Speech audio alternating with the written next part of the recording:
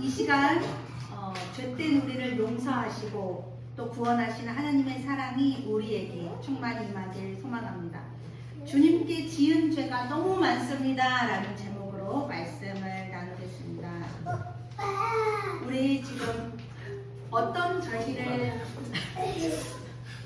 절기를 지나고 있나요? 사순절을 지나고 있습니다. 사순절은 예수 그리스도, 예수님이 십자가에 못 박히시기까지의 여정을 우리도 같이 걸어가는 그런 절기예요. 그 길 위에서 예수님이 십자가의 길을 가기 위해서 걸어가셨던 그 길 하나하나 따라가면서 그 의미를 묵상하고 죄도 고백하고 그 길 더욱이 우리를 구원하신 은혜의 자리로 머무르는 시간입니다.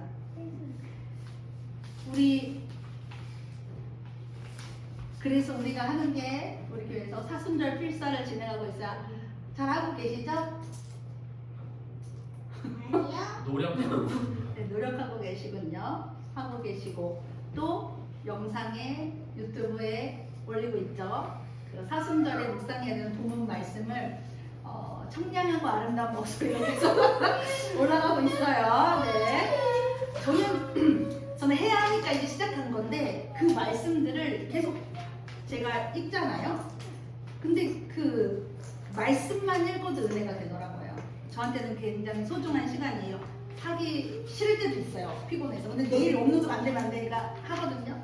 근데 그 말씀만으로도 주는 그 은혜. 목소리가 듣기 싫으면 뭐 AI로 바꿔서라도 들으세요. 하여튼 그렇게 해서 우리가 이 사순절기를 말씀 앞에 철저히 회개하며 하나님의 은혜의 자리로 나아가시는 시간이었으면 좋겠습니다. 우리가 매일매일 걸어가는 일상의 길은 거의 똑같죠. 매일 똑같은 지하철을 타실 거고요. 매일 똑같은 교실에서 수업을 들을 것이고 그리고 매일 부딪히는 직장 사람들은 거의 똑같을 것입니다. 그런데 우리의 똑같은 일상이 나의 마음의 중심이 어디에 머무르냐에 따라 다른 하루로 사라지게 되는 거예요. 무거운 짐과 현실이 나를 짓누르면은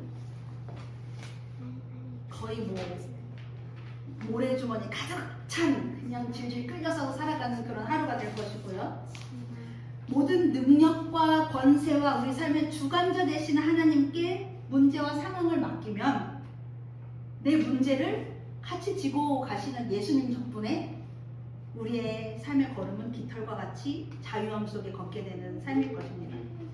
우리 각자에게 주어진 삶의 불안과 걱정, 현실들이 있을 거예요. 그거를 우리 사순절기는 더 우리의 죄를 짊어지신 예수님께 더 맡기면서 나아갔으면 좋겠습니다. 어차피 우리 못해요. 우리가 감당하지 못하고 해결하지 못합니다. 우리 힘으로 안 되는 그 모든 것들 주님께 맡기면서 가장 선한 방법으로 우리 삶을 이끌어 가시는 주님과 함께 자유함 속에서 살아가는 우리의 한 주가 되기를 소망합니다.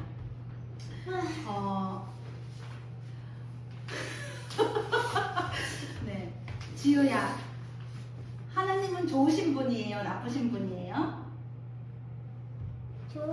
좋으신 분이에요. 그러면은 우리 지우와 우리 아빠, 엄마, 이모, 언니들의 삶을 좋은 길로 인도하실까요? 나쁜 길로 인도하실까요? 좋은 길로 인도하시는 분이에요. 그런 하나님을 믿어요? 아멘. 하나님은 좋은 길로 인도하시는 분입니다. 그런데 오늘 이사야라는 말씀에서는 이렇게 나와 있어요. 1절에 보면 주님의 손이 짧아서 구원하지 못하는 것도 아니고 주님의 귀가 어두워서 듣지 못하는 것이 아니다 라고 나와 있어요. 지우 말대로 하나님은 좋으신 분이고 주리나 하나님은 모든 걸 하실 수 있는 능력이 있을까 없을까? 있어요. 능력이 있으신 분인데도 불구하고 오늘 말씀에서는 하나님 어떻게 해? 못 본 채, 못 들은 채 백성들이 고통받고 힘들어하는 것에 대해서 안 보여, 안 들려 이렇게 하고 계시다라는 거예요.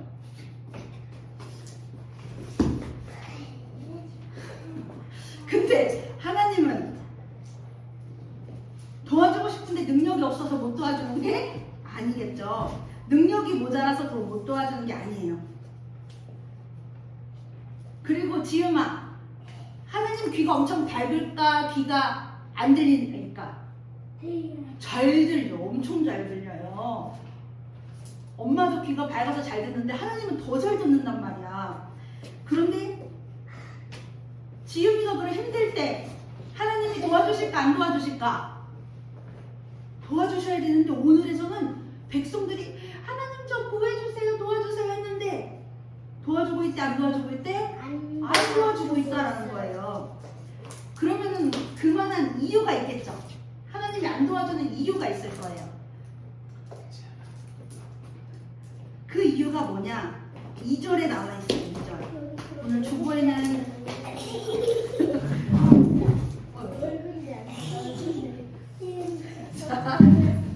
2절을 제가 읽어볼게요. 하나님이 안 도와주는 이유를 지우야 제가 읽은 말씀에서 찾아내는 사람에게 달란트를 드리도록 할게요. 자, 거기 안 써 있어요. 읽어보겠습니다. 자, 잘 들어요, 귀를. 오직 너희 죄악이 너희와 너희 하나님 사이를 갈라놓았고 너희의 죄 때문에 주님께서 너희에게서 얼굴을 돌리셔서 너희 말을 듣지 않으실 뿐이다. 하나님이 지금도 먼저 손 들었어요. 자, 뭐? 정답. 네, 죄 때문에 도와주고 싶은데 안 도와주는 거예요. 뭐 때문에? 죄 때문에. 하나님과 백성 사이는 원래 가까웠었는데 그 사이에 뭐가 있다고요? 죄. 주원이도 달라져요. 그 사이에 죄로 가로막혀져 있기 때문에 그 사이를 죄로 갈라놓았기 때문에 도와주지 않고 계시다라는 거예요. 자, 여기에 부모와 자녀 세대가 있어요. 주원이의 그 힘든 거 어려움을 엄마는 다 도와주고 싶을까요? 안 도와주고 싶을까요? 대답이 안 도와주고 싶을 것 같아. 마음은 다 도와주고 싶을까요? 안 도와주고 싶을까요? 도와주고 주먹을 쥐고 있어. 네, 다 도와주고 싶어요.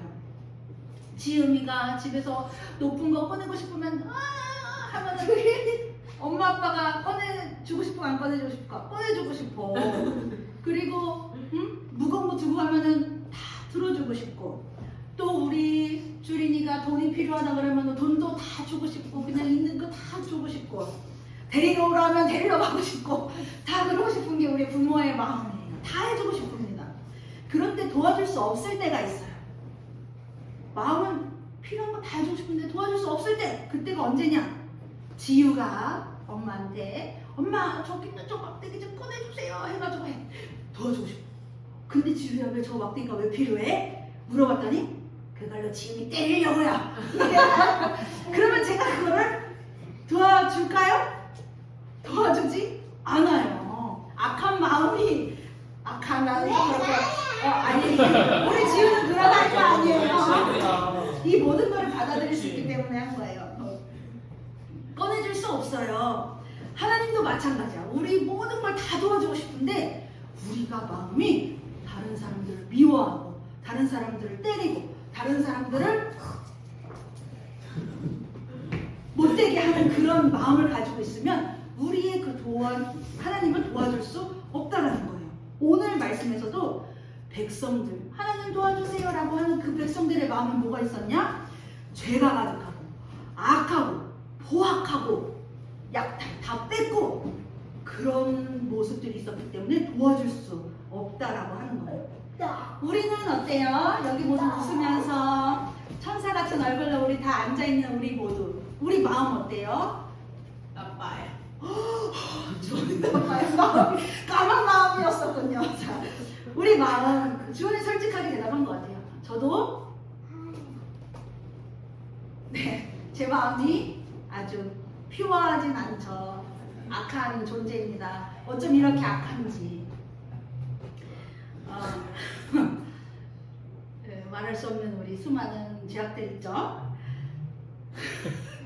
그런데 이 오늘 말씀은 이 죄가 나의 그 마음의 악함, 교만하고 다른 사람 미워하고 때리고 이런 나 개인의 죄만을 말하는 게 아니에요.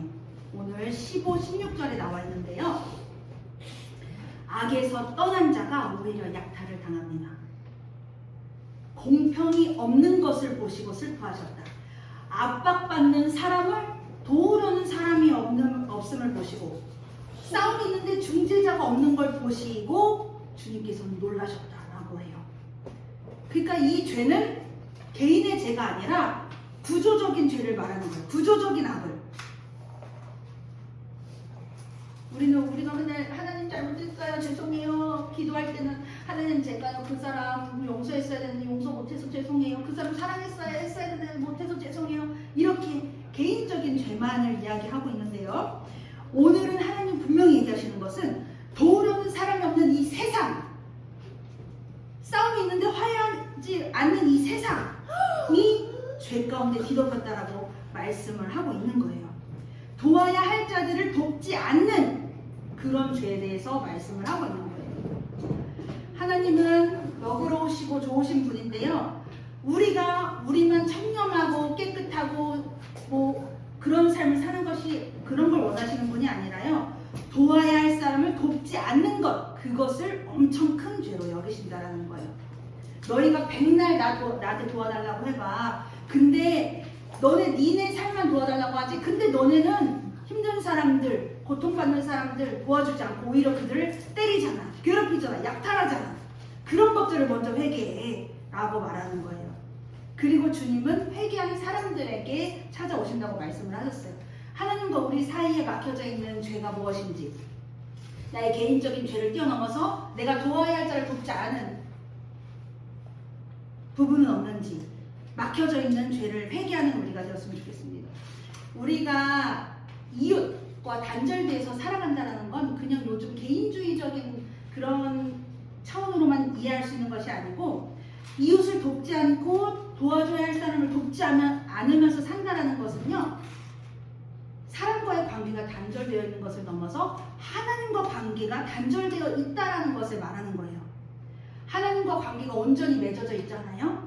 그러면은요, 자연적으로요, 모든 관계가 온전해집니다. 타자와의 관계가 온전해지고 다른 사람들을 돌볼 줄 아는 그런 관계로 회복되어서 간다는 거예요. 우리에게 하나님과의 관계가 잘 되어 있는 사람은요, 막힌 관계가 풀려지는 거예요. 모든 관계가 회복되고 다른 사람들을 향해 우리의 마음도 열릴 수 있다는 겁니다.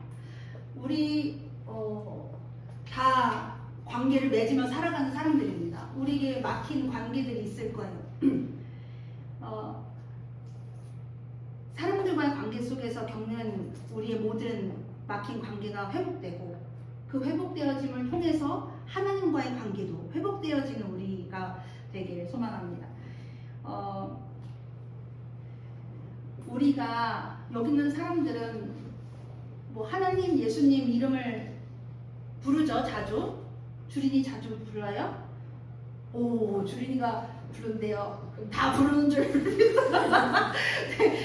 부른대요. 주린이가 최저 9점이에요. 아니, 누님, 장난에 있어서, 네. 부르면서 살아가고 있어요. 근데 우리가 하나님, 예수님, 뭐 성령님 이름을 부르면서 살아가고 있는데, 우리가 그러면 온전히 하나님의 뜻을 따라가고 있는가? 하나님 말씀대로 살아가고 있는가? 그렇습니까? 아니요. 네, 다음에는 네라고 대답할 수 있기를 바랍니다. 하나님 말씀대로 살아가고 있다고 말할 수 없어요. 오늘 요한복음 말씀을 읽었는데 그 내용이 기억나요? 예수님을 채찍질하고 손바닥으로 예수님을 때리고 침 뱉고 그러는 사람들이 등장을 해요. 이 예수를 십자가에 못 박으시오 하고 사람들이 예수님을 막 끌고 온단 말이에요. 근데 그 사람들은요, 어떤 사람들이었냐면 일주일 전에 예수님이 예루살렘에 막 들어올 때 와, 호산나, 예수님 우리를 구원해주세요 하고 메시아 예수님을 막 환호했던 사람들이에요. 예수님 나를 구원해주시고 예수님 우리의 소망이 되시고 희망이 되어주세요 라고 했던 사람들이에요. 그런데 그 사람들이 일주일도 안 된 그 사이에 예수를 십자가에 못 박으시오. 최대의 형벌은 최고 고통스러운 그 처형을 하십시오라고 말하고 있는 거예요. 왜 갑자기 일주일 만에 예수님 사랑해요 하다가 예수님 싫어요 라고 바뀌었을까? 예, 그 사람들은 예수님을 쫓아다닌 것은 자기의 희망 때문에 예수님을 쫓아다닌 거예요. 내 삶을 도와주세요. 내 삶을 구원해주세요. 내 삶에 좋은 것 주세요 라고 예수님을 쫓아다녔던 거예요. 그런데 가만히 보니까 왕일 것 같았는데 지금 가는 그런 그 흐름을 보니까 얘는 무능력하고 힘이 없네? 십자가에서 죽을 판이네? 희망이 없다. 쟤는 그냥 십자가 못 박아 배신감과 그렇게 해서 예수님 십자가에 못 박게 된 거예요. 자신이 원했던 희망이 예수에게 없었기 때문입니다. 그래서 등을 돌렸던 거예요. 우리도 이 백성들과 똑같지 않을까요? 비슷하지 않을까요? 예수를 이름을 부르고 하나님 이름을 부르며 살아가지만 쫓아다니는 건 잘해요. 예배도 드리고 성경도 읽으려면 읽고 봉사도 하고 이런 거는 사실은 인간적인 책임감, 헌신으로 할 수 있어요. 그런 걸 합니다. 이런 것들은 사실 지켜내는 게 어렵잖아요. 교회 가라면 그냥 교회 가서 이따가 하고 그냥 가면 되는 거고 성경 읽으려면 이렇게 하면 되는 거고 어렵지 않아요. 그런데 우리가 주님께 돌아서게 되는 그 순간은 우리 삶에 불안과 두려움이 찾아왔을 때 예수님을 배신하고 예수님에게서 돌아서게 되게 된다는 거예요. 백성들도 예수가 희망으로 보이지 않으니까 이제 우리 로마의 또 통치를 당하며 괴롭게 살아야 돼. 희망이 없어서 불안해진 거예요. 구원할 자가 아니니까 두려워진 거예요.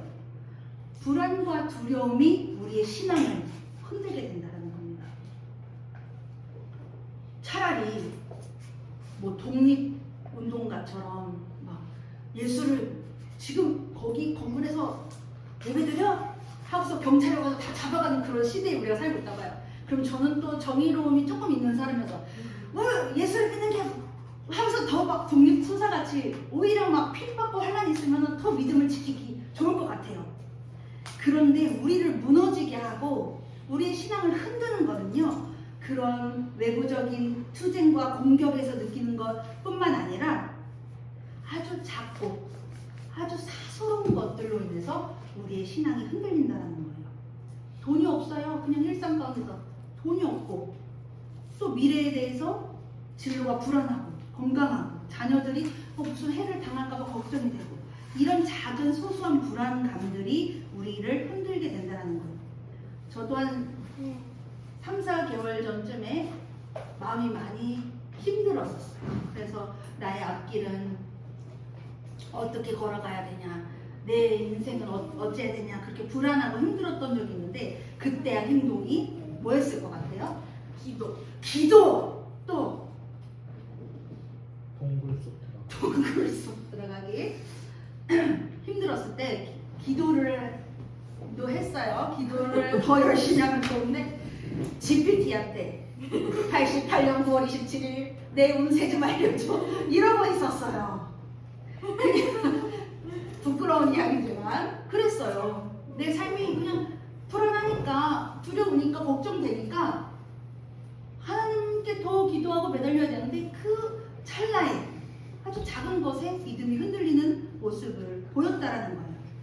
우리는 어떤 순간에도 오늘 우리가 고백했죠. 나 외쳐 부르리 능력의 이름 예수 그리스도.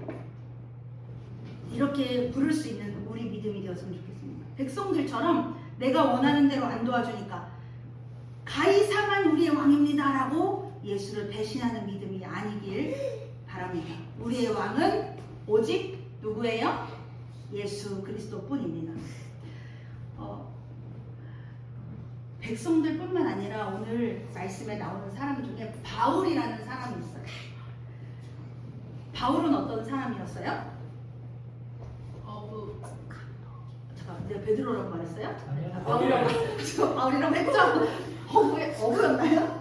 아니죠. 바울은 원래 지금에서야 성경의 신약 성경의 거의 절반 이상을 쓴 아주 훌륭한 복음자였지만 그는 원래 누구였냐면 예수를 믿는 사람을 감옥에 쳐넣고 괴롭히고 폭행했던 죄인 중에 죄인 중에 대장이었다라는 거예요. 그런데 바울은 변화했어요. 그 변화됐던 자리에 무엇을 했냐? 뭘 먼저 했겠어요? 예배, 기도, 자신의 죄를 회개. 그렇지. 회개를 했다는 거예요. 회개를 하니까 장난감.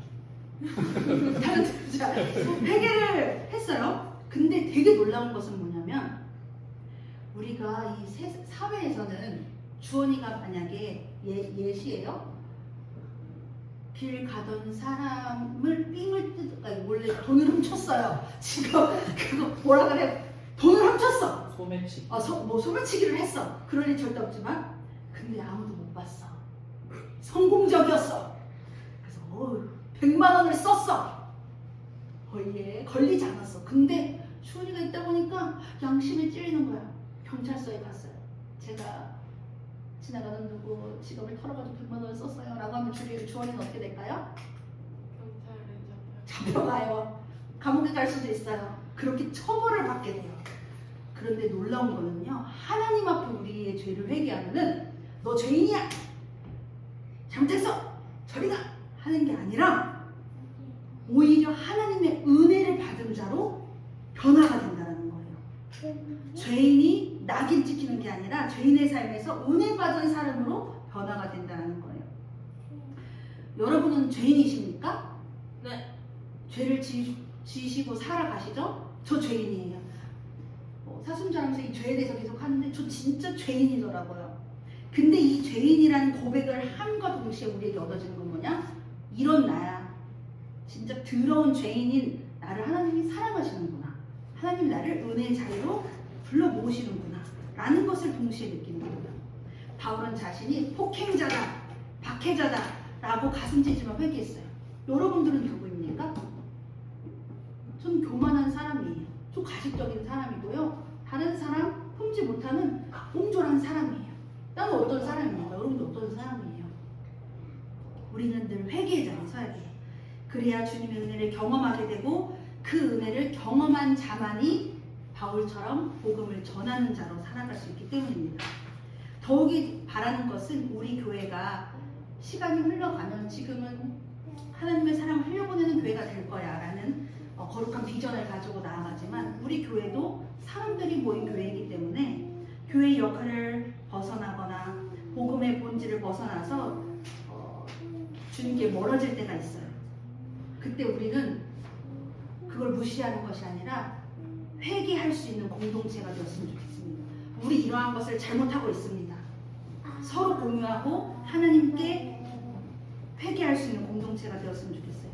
그래서 우리의 연약함을 주님께 고백하고 다시금 주님의 은혜로 회복되어져서 하나님이 이런 우리의 연약함, 죄된 모습들 용서하시고 우리를 통해서 일하신다 라는 것을 산 증인으로서 전할 수 있는 흘려보내는 교회가 되기를 소망합니다. 우리는 마무리할게요. 우리는 주님께 지은 죄가 너무 많아요. 그래서 지은 죄가 너무 많기 때문에 연약하기 때문에 우리는 무엇으로 살아갈 수 있나요? 은혜만으로 살아갈 수 있는 존재입니다. 우리가 은혜 없이는 살아갈 수 없다라는 것을 기억하면서 불안과 두려움 속에서도 주님을 붙잡고 우리를 붙드시는 주님의 은혜로 확신을 가지고 또 복음이 필요한 곳에 복음을 전하는 우리 모두의 삶이 되기를 소망합니다. 같이 기도하겠습니다.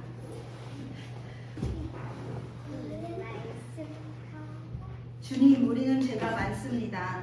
주님의 은혜 없이는 살아갈 수 없습니다. 우리가 죄인이다라는 사실은 주님께 은혜를 받은 자라는 또 다른 정체성을 가진 사람임을 기억하게 하시고 불안과 두려움 속에서도 주님을 붙잡는 우리가 되게 하소서. 내 힘이 아닌 주님의 능력으로 살아가는 삶이 되길 소망하며 우리 주 예수 그리스도의 이름으로 기도드립니다. 아멘.